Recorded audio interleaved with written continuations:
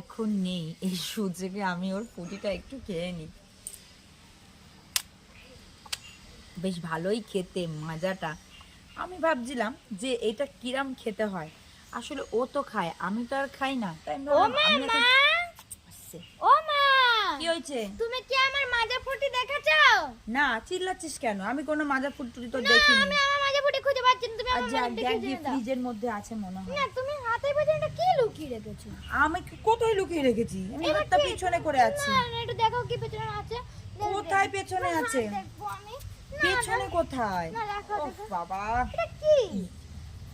আরে এটা তোর না, এটা আমার ছিল। না, এরকমই তো আমার দাদু এনে দিয়েছিল, এটা আমারই। আর আমি একটুখানি খেয়েছি রে। না, তুমি আমার কিনে এনে দাও।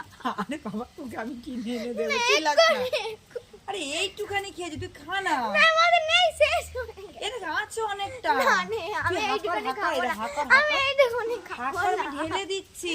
আমার জন্য কিনে আমি তো একটুখানি না, খেয়েছি। আমার জন্য কিনে এনে দাও।